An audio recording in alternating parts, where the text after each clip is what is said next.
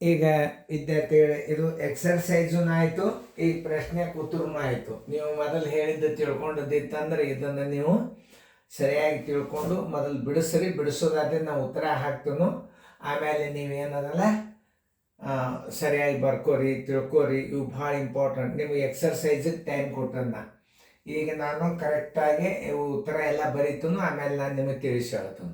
ಈಗ ನಿಮಗೆ ಬರಲಿಕ್ಕೆ ಇದು ವರ್ಕ್ಶೀಟ್. ಇದು ಈಗ ನಿಮಗೆ ಗುರ್ತಿತ್ತು ಅಂತಂದ್ರೆ ಇವುಗಳ ಉತ್ತರ ಬರೀರಿ. ಉತ್ತರ ಬರೆಯೋದಾದ್ರಿಂದ ನಾನು ನಿಮಗೆ ಉತ್ತರ ಬರೋದು ತಿಳಿಸ್ತನು. ನೀವೆಲ್ಲರೂ ಏನು ಮಾಡಬೇಕು, ಕಾಣಿಸಂಗ ನಾ ಬರಿತೀನಿ. ನೀವೆಲ್ಲರೂ ಬರೆಯೋದಾದ ಕೂಡಲೇ ನೀವು ಓಪನ್ ಮಾಡಿರಿ, ಬಿಡಿಸೋದು ಬರ್ತದೆ. ಇದು ಕ್ವಶನ್ನ ವರ್ಕ್ಶೀಟ್ ಅಂತಾರೆ. ಇದಕ್ಕೆ ವರ್ಕ್ಶೀಟನ್ನು ನಾ ಎಲ್ಲ ಚಂದಂಗೆ ಮೊದಲು ಬರೆದು ಆಮೇಲೆ ತಿಳಿಸಿ ಹೇಳ್ತೀನಿ ನೋಡ್ರಿ.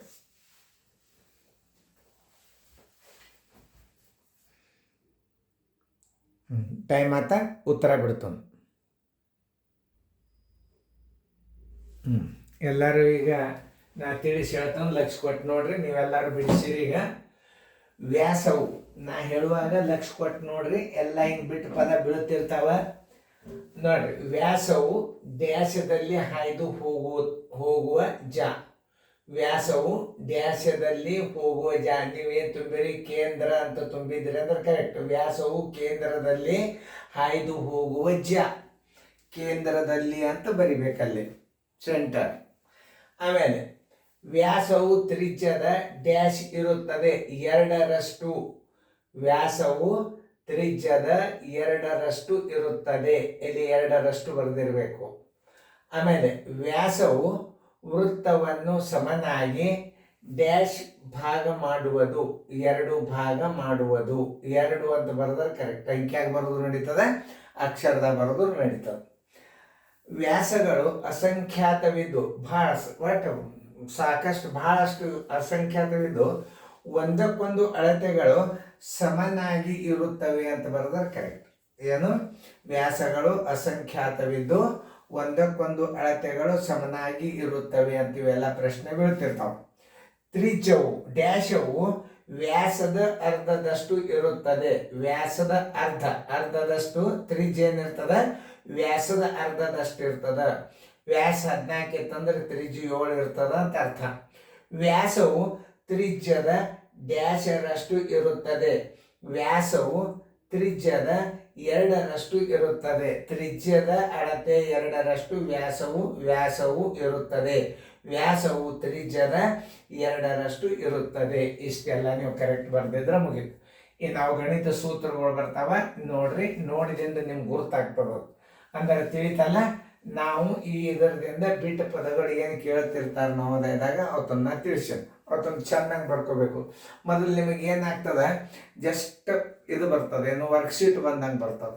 ಅದನ್ನು ನೀವು ಈಗ ಇದನ್ನು ಓದ್ಕೊಂಡು ಮತ್ತೆ ರೀಫ್ರೆಶ್ ಮಾಡಿ ನೀವು ಮತ್ತೆ ಓಪನ್ ಮಾಡಿದ ಪ್ರಶ್ನೆ ಬಂದು ನಿಂತು ಬಿಡ್ತಾವೆ. ಮ್ಯೂಟ್ ಮಾಡಿಬಿಡ್ರಿ. ಆಮೇಲೆ ನೀವು ಸ್ವಂತ ಉತ್ತರ ಹಾಕ್ಲಿಕ್ಕೆ ನಿಮಗೆ ವರ್ಕ್ಶೀಟ್ ಆಗ್ತದೆ ಇದು. ಈಗ ನೋಡ್ರಿ, ಪಾಯ್ ಅಂದರೆ ಏನು? ಪೈ ಅಂದರೆ 22 ಅಥವಾ 22 ಅನ್ಬೋದು. 7/22 ಅದನ್ನ ದಶಮಾಂಶದಾಗ 3.14. ಇದನ್ನ ಇಡೇಬೇಡ್ರಿ ನೀವು. ಇದನ್ನ ಇಟ್ಟೇ ನೀವು ಗಣಿತಗಳು ಮಾಡ್ರಿ, ಭಾಳ ಸರಳ ಬರ್ತದೆ. ಯಾವುದೇ ಒಂದು ನೀವು ವ್ಯಾಸ ಪರಿಧಿ ಕಂಡು ಹಿಡಿಬೇಕಾಗಿತ್ತು, ವೃತ್ತದ ವಿಸ್ತೀರ್ಣ ಕಂಡು ಹಿಡಿಬೇಕಾಗಿತ್ತು ಅಂದ್ರೆ ನೀವು 22 ಹಚ್ಚಿದ್ರೆ ಏನಾಗ್ತದೆ, ಭಾಳ ಸರಳ ಬರ್ತದೆ. ಪಾಯ್ದ ಬೆಲೆ ಅಂದ್ರೆ ಏನು? ಪಾಯ್ r² ಅಂತ ಸೂತ್ರ ಇರ್ತದ. ಅದು ಏನು? ವೃತ್ತದ ವಿಸ್ತೀರ್ಣದ ಬರೋಬ್ಬರಿ ಸೂತ್ರ ಏನು? ಹಿಂಗೆ ಕೊಟ್ಟಿರ್ತಾನೆ, ಪಾಯ್ r² ಅಂದ್ರೆ ವೃತ್ತದ ವಿಸ್ತೀರ್ಣದ ಸೂತ್ರ ಇದು. ಪಾಯ್ ಅಂದ್ರೆ ಏನು? 7/22 ಗುಂಡ್ಲೆ ತ್ರಿಜ್ಯ ಅಂದಂಗೆ. ಇದನ್ನೇ ನಾ ಇಲ್ಲಿ ಬರ್ದನು. ಇನ್ನು ವ್ಯಾಸ ಕೊಟ್ಟಾಗ ತ್ರಿಜ್ಯ, ವ್ಯಾಸದ ಅಳತೆ ಕೊಟ್ಟಿದ್ದ ಅಂದ್ರೆ ವ್ಯಾಸಕ್ಕೆ ನೀವು 2ರಿಂದ ಭಾಗಿಸಿದ್ರೆ ಏನು ಬರ್ತದೆ? ವ್ಯಾಸ ಕೊಟ್ಟಾಗ ತ್ರಿಜ್ಯ ಬರೋಬ್ಬರಿ ವ್ಯಾಸಕ್ಕೆ 2ರಲ್ಲೇ ನೀವು ಭಾಗಿಸಿದ್ರೆ ಏನು ಬರ್ತದೆ? ತ್ರಿಜ್ಯ ಬರ್ತದೆ. ತ್ರಿಜ್ಯಕ್ಕೆ ಏನಂತಾರೆ? Radius. Radius equal to diameter divided by 2. ಯಾಕೆ ಇಂಗ್ಲೀಷ್ ಮೀಡಿಯಮ್ದವರು ಚೂರು ಹೆಲ್ಪ್ ಆಗ್ತದೆ. ಇನ್ನು ತ್ರಿಜ್ಯ ಕೊಟ್ಟಾಗ ವ್ಯಾಸ ಬರೋಬ್ಬರಿ ತ್ರಿಜ್ಯ ಗುಂಡ್ಲೆ 2. ತ್ರಿಜ್ಯದ ಅಳತೆಗೆ ನೀವು 2ರಿಂದ ಗುಣಾಕಾರ ಮಾಡಿದರೆ ಏನು ಬರ್ತದೆ? ವ್ಯಾಸ ಬರ್ತದೆ, ಡಯಾಮೀಟರ್ ಬರ್ತದೆ. ಡಯಾಮೀಟರ್ ತ್ರಿಜ್ಯದ ರೇಡಿಯಸ್ ಇಂಟು 2 = ಡಯಾಮೀಟರ್. ಆಮೇಲೆ ಈಗ ತ್ರಿಜ್ಯ ಕೊಟ್ಟಾಗ ವ್ಯಾಸ ಬರೋಬ್ಬರಿ ತ್ರಿಜ್ಯ ಗುಂಡ್ಲೆ 2. ತ್ರಿಜ್ಯ ಕೊಟ್ಟಾಗ ವೃತ್ತದ ಪರಿಧಿ ಇಲ್ಲಿ 2 ನಮೂನಿ ಬರ್ತದೆ. ತ್ರಿಜ್ಯದ ಅಳತೆ ಕೊಟ್ಟಿದ್ದ ಅಂದ್ರೆ 2 ಗುಂಡ್ಲೆ ತ್ರಿಜ್ಯ ಗುಂಡ್ಲೆ ಪಾಯ್. ಪಾಯ್ ಅಂದ್ರೆ ಏನು? 22/7. ಇಷ್ಟಿಟ್ಟು ನೀವು ಸೂತ್ರ ಇಟ್ಟ ತ್ರಿಜ್ಯ ಅಳತೆ ಇಟ್ಟ ನೀವು ಕನಿಷ್ಠ ರೂಪಕ್ಕೆ ತಂದ್ರೆ ಏನು ಬರ್ತದ? ಅದು ವೃತ್ತದ ಪರಿಧಿ ಬರ್ತದ. ಪರಿಧಿ ತ್ರಿಜ್ಯ ಕೊಟ್ಟಾಗ 2 ಗುಂಡ್ಲೆ ತ್ರಿಜ್ಯ ಗುಂಡ್ಲೆ 22/7. ಇದು ವೃತ್ತದ ಪರಿಧಿಯ ಸೂತ್ರ. ಇದ್ರ ಮೇಲೆ ಗಣಿತ ಬರ್ತಾವ. ಸರ್ಕಂಫರೆನ್ಸ್ ಅಂದ್ರೆ ಪರಿಧಿ. ವ್ಯಾಸ ಕೊಟ್ಟಾಗ ವೃತ್ತದ ಪರಿಧಿ ಬರೋಬರಿ ಡೈರೆಕ್ಟ್ ವ್ಯಾಸ ಗುಂಡ್ಲೆ 7/22. ವ್ಯಾಸ ಗುಂಡ್ಲೆ 7/22 ಅಂದ್ರು ಒಂದೇ, 2 ಗುಂಡ್ಲೆ ತ್ರಿಜ್ಯ ಅಂದ್ರು ಒಂದೇ. ಯಾಕಂದ್ರೆ ತ್ರಿಜ್ಯದ ಅಳತೆ ಕೊಟ್ಟಾಗ ನೀವು ಪರಿಧಿ ತೆಗಿಬೇಕಾದ್ರೆ ಏನ್ ಮಾಡ್ಬೇಕು?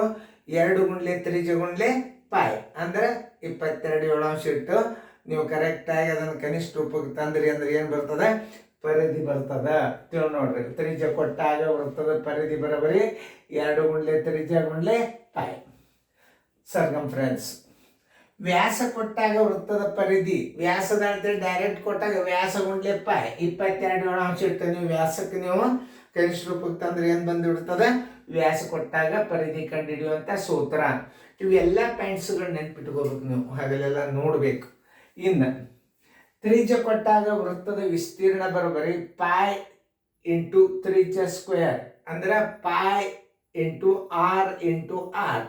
ಆರ್ ಅಂದ್ರೆ radius, R into R, R square. ಇದು ಪಾಯ್ ಆರ್ ಸ್ಕ್ವೇರ್ ಅಂದ್ರೆ ಏನು? ಪಾಯ್ ಆರ್ ಸ್ಕ್ವೇರ್ ಅಂದ್ರೆ 22/7 ಇಂಟು ತ್ರಿಜ್ಯ. 2 ಸಲ ತ್ರಿಜ್ಯ ಇಟ್ಟು ನೀವು ಕನಿಷ್ಠ ರೂಪಕ್ಕೆ ಅಂದ್ರೆ ಏನು ಬರ್ತದೆ? ವೃತ್ತದ ವಿಸ್ತೀರ್ಣ ಬರ್ತದೆ. ವ್ಯಾಸ ಕೊಟ್ಟಾಗ ವೃತ್ತದ ವಿಸ್ತೀರ್ಣ, ಒಮ್ಮೆ ವ್ಯಾಸ ಕೊಟ್ಟು ಬಿಡ್ತಾವ ನಾವು. 14 ಕೊಟ್ಟಾಗ ಏನು ಮಾಡಬೇಕು? 14 ಇಟ್ಟು 2 ಭಾಗಿಸಿ ಬಂದು ಉತ್ತರವನ್ನು 2 ಸಲ ಇಡೋದು. 14/2 ಗುಂಡ್ಲೆ 14/2 ಅಂದ್ರೆ ಆ ವ್ಯಾಸಕ್ಕೆ 2ರಿಂದ ಭಾಗಿಸಿದ್ರೆ ಏನು ಬರ್ತದೆ? ತ್ರಿಜ್ಯದ ಅಳತೆ ತಕ್ಕೋಬೇಕು. ಮೊದಲ ನೀವು ವ್ಯಾಸಕ್ಕೆ 2ರಿಂದ ಭಾಗಿಸಿ ಬಂದದ್ದನ್ನ ನೀವು 2 ಸಲ ಇಟ್ಟು ಗುಣಾಕಾರ ಮಾಡಿ ನೀವು 22/7 ಗುಣಾಕಾರ ಮಾಡಿದರೆ ಏನು ಬರ್ತದೆ? ವೃತ್ತದ ವಿಸ್ತೀರ್ಣ ಬರ್ತದೆ. ಇವೆಲ್ಲ ನಿಮಗೆ ಈಗ ನಾಳೆ ಇದರ ಮೇಲಿನ ಗಣಿತಗಳು ಬರ್ತಾವ. ಈಗ ಕೆಲವೊಂದು ನಿಮಗೆ ಸಿಂಬಲ್ಗಳು. ಪಾಯ್ ಅಂದರೆ ಏನು? 22/7 ಹಚ್ಕೋಬೇಕು. ಆರ್ ಅಂದ್ರೆ ಏನು? ತ್ರಿಜ್ಯ. ವ್ಯಾಸ ಅಂದ್ರೆ ಏನು? ಡಯಾಮೀಟರ್. ಪರಿಧಿ ಅಂದ್ರೆ ಸರ್ಕಂಫರೆನ್ಸ್ ಅಂದ್ರೆ ಪರಿಧಿ. ಇವೆಲ್ಲ ನಿಮಗೆ ಇಂಗ್ಲೀಷ್ನಾಗ ಶಾರ್ಟ್ ಫಾರ್ಮ್ ವರ್ಡ್ಸ್ಗಳು ತಿಳಿತಲ್ಲ. ಈಗ ನಾನು ಏನು ಮಾಡ್ತೇನೆ ಅಂದ್ರೆ ಒಂದ್ಸಲ ತಿಳಿಸಿ ಹೇಳ್ಬಿಡ್ತೀನಿ. ವ್ಯಾಸವು ಕೇಂದ್ರದಲ್ಲಿ ಹಾಯ್ದು ಹೋಗುವ ಏನು? ವ್ಯಾಸ ಏನಾಗ್ತದೆ? ಕೇಂದ್ರ ಬಿಂದು ಮೇಲೆ ಹಾಯ್ದು ಹೋಗಿರ್ತದೆ, ಅದಕ್ಕೇನಂತಾರ? ವ್ಯಾಸ ಅಂತಾರ. ಹಿಂಗೆಲ್ಲ ತಿಳ್ಕೊಬೇಕು ನೀವು. ಆಮೇಲೆ ವ್ಯಾಸವು ತ್ರಿಜ್ಯದ 2ರಷ್ಟು ಇರುತ್ತದೆ. ಇಂಥವೆಲ್ಲ ನೀವು ಪರ್ಫೆಕ್ಟ್ ಆದ್ರೆ ಅಂದ್ರೆ ವ್ಯಾಸವು ತ್ರಿಜ್ಯದ 2ರಷ್ಟು ಇರುತ್ತದೆ. ವ್ಯಾಸವು ವೃತ್ತವನ್ನು ಸಮನಾಗಿ 2 ಭಾಗ ಮಾಡುವುದು ಕರೆಕ್ಟ. ವ್ಯಾಸಗಳು ಅಸಂಖ್ಯಾತವಿದ್ದು ಒಂದಕ್ಕೊಂದು ಅಳತೆಗಳು ಸಮನಾಗಿ ಇರುತ್ತವೆ. ಇವೆಲ್ಲ ನೆನ್ಪಿಟ್ಕೋಬೇಕು. ತ್ರಿಜ್ಯವು ವ್ಯಾಸದ ಅರ್ಧದಷ್ಟು ಇರುತ್ತದೆ. ವ್ಯಾಸನ್ನ ಅರ್ಧ ಮಾಡಿದರೆ ತ್ರಿಜ್ಯ ಇರ್ತದೆ. ತ್ರಿಜ್ಯವು ವ್ಯಾಸದ ಅರ್ಧದಷ್ಟು ಇರುತ್ತದೆ. ವ್ಯಾಸವು ತ್ರಿಜ್ಯದ 2ರಷ್ಟು ಇರುತ್ತದೆ. ತ್ರಿಜ್ಯದ ಅಳತೆ 2ರಷ್ಟು ವ್ಯಾಸ ಇರುತ್ತದೆ ಅಂತ ಅರ್ಥ. ಪಾಯದ ಬೆಲೆ 22/7, ದಶಮಾಂಶದಾಗ 3.14. ವ್ಯಾಸ ಕೊಟ್ಟಾಗ ತ್ರಿಜ್ಯ ಬರೋಬರಿ, ವ್ಯಾಸ ಕೊಟ್ಟಾಗ ತ್ರಿಜ್ಯ ಬರೀ ವ್ಯಾಸಕ್ಕೆ 2ರಿಂದ ಭಾಗಿಸಿದ್ರೆ ಏನು ಬರ್ತದೆ? ತ್ರಿಜ್ಯ ಬರ್ತದ. ತ್ರಿಜ್ಯ ಕೊಟ್ಟಾಗ ವ್ಯಾಸ ಬರೋಬರಿ, ತ್ರಿಜ್ಯಕ್ಕೆ 2ರಲ್ಲಿ ಗುಣಾಕಾರ ಮಾಡಿದರೆ ವ್ಯಾಸ ಬರ್ತದ. ಇವೆಲ್ಲ ಸೂತ್ರಗಳು ನೀವು ಇದನ್ನು ಹೆಚ್ಚು ನೋಡೋದ್ರಿಂದ ಗೊತ್ತ. ತ್ರಿಜ್ಯ ಕೊಟ್ಟಾಗ ವೃತ್ತದ ಪರಿಧಿ ಬರೋಬರಿ 2 ಗುಂಡ್ಲೆ ತ್ರಿಜ್ಯ ಗುಂಡ್ಲೆ ಪಾಯ್. ಇದು ವೃತ್ತದ ವಿಸ್ತೀರ್ಣದ ಸೂತ್ರ. ವೃತ್ತದ ಪರಿಧಿಯ ಸೂತ್ರ. 2 ಗುಂಡ್ಲೆ ತ್ರಿಜ್ಯ ಗುಂಡ್ಲೆ 22 ಪರಿಧಿಯ ಸೂತ್ರ. ವ್ಯಾಸ ಕೊಟ್ಟಾಗ ವೃತ್ತದ ಪರಿಧಿ ವ್ಯಾಸ ಗುಂಡ್ಲೆ 22 ನೀವು ಮಾಡಿಬಿಡ್ರಿ. ವ್ಯಾಸದ ಅಳತೆ ಕೊಟ್ಟರೆ ಇಂಟು 22 ಮಾಡಿದರೆ ಅಂದ್ರೆ ಏನಾಗಿಬಿಡ್ತದ? ಅದು ಪರಿಧಿ ಬರ್ತದ. ತ್ರಿಜ್ಯ ಕೊಟ್ಟಾಗ ವೃತ್ತದ ವಿಸ್ತೀರ್ಣ ಪಾಯ್ ಆರ್ ಸ್ಕ್ವೇರ್ ಅಂದ್ರೆ ಒಂದು 22 ಗುಂಡ್ಲೆ ತ್ರಿಜ್ಯ ಸ್ಕ್ವೇರ್. ಪಾಯ್ ಆರ್ ಸ್ಕ್ವೇರ್ ಅಂದಂಗೆ ಅದು ಏರಿಯಾ ಆಫ್ ಸರ್ಕಲ್. ವ್ಯಾಸ ಕೊಟ್ಟಾಗ ವೃತ್ತದ ವಿಸ್ತೀರ್ಣ ಬರೋಬ್ಬರಿ 22 ಗುಂಡ್ಲೆ ವ್ಯಾಸನ್ನ 2ರಲ್ಲೇ ಭಾಗಿಸಿ ಆಮೇಲೆ 2 ಸಲ ಇಟ್ಟು ಗುಣಾಕಾರ ಮಾಡಬೇಕು. ಅಂದ್ರೆ ಒಂದು ಉದಾಹರಣೆ ಹೇಳಬೇಕಾದ್ರೆ ಈಗ ಹೆಂಗಂದ್ರೆ ಪಾಯ್ ಅಂದ್ರೆ ಈಗ 22 ಅದ ಇದು. ಆಮೇಲೆ ಈಗ ವ್ಯಾಸ ಕೊಟ್ಟಾನಂದ್ರೆ 14 ಕೊಟ್ಟಾನ ಅಂತ ತಿಳ್ಕೊರಿ.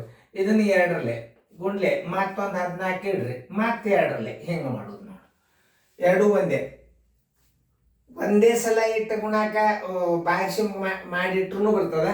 14/2 ಅಂದ್ರೂ ಇದೇನು ತ್ರಿಜ್ಯ, ವ್ಯಾಸ 14/2 ಅಂದ್ರೂ ತ್ರಿಜ್ಯ. 2 ಸಲ ಇದು 2 7 2 7 ನೀವು 7 ಇಟ್ಟಂಗ ಹಿಂಗೆ ಈ ಪದ್ಧತಿನೂ ಮಾಡ್ಬೋದು. ಏನೇ ಇದ್ರೂ ಕರೆಕ್ಟಾಗಿ ಲೆಕ್ಕಗಳನ್ನು ಮಾಡ್ಬೇಕು. ಸರಿಯಾಗಿ ನೀವು ತಿಳ್ಕೊಂಡ್ರೆ ಸರಿಯಾಗಿ ಇದನ್ನ ಓದ್ಕೋರಿ. ಇದನ್ನ ಇನ್ನು ಮುಂದೆ ಇದ್ರ ಮೇಲೆ ಗಣಿತ ಚಾಲು ಆಗ್ತಾವ. ವಿಸ್ತೀರ್ಣಗಳ ಸೂತ್ರಗಳು ನೋಡ್ಕೊಂಡಿಂದ ನಿಮಗೆ ಮುಂದೆ ಗಣಿತ ಚಾಲು ಆಗ್ತಾವ. ಆಮೇಲೆ ವಿಸ್ತೀರ್ಣ ಹೆಂಗಂದ್ರೆ ಚೌಕದಾಗ ತ್ರಿಕೋನ ಕೂಡಿಸ್ತಾನ, ಚೌಕದಾಗ ಅರ್ಧ ವೃತ್ತ ಕೂಡಿಸ್ತಾನ, ವೃತ್ತದ ಮೇಲೆ ಒಂದು ತ್ರಿಕೋನ ಇಡ್ತಾನ. ಅವ್ರದ್ದೆಲ್ಲ ವಿಸ್ತೀರ್ಣ ಕಂಡು ಹಿಡಿಬೇಕಾಗ್ತವೆ. ತ್ರಿಕೋನದ ವಿಸ್ತೀರ್ಣ ಮಾತು ಬಂದಾಗ ನಾನು ಮುಂದಿನ ನಂಬರ್ದಾಗ ಹೇಳ್ತಾನೋ. ಈಗ ವೃತ್ತದ ಬಗ್ಗೆ ಸರಿಯಾಗಿ ನೀವು ತಿಳ್ಕೊಂಡು ಸರಿಯಾಗಿತ್ತು ಸೂತ್ರಗಳನ್ನ ನೋಡ್ಕೊಂಡು ಫೇರ್ದಾಗ ಬರ್ಕೋರಿ. ಈಗ 2 ನಿಮಿಷ ಮ್ಯೂಟ್ ಮಾಡಿ ಓದ್ಕೋರಿ.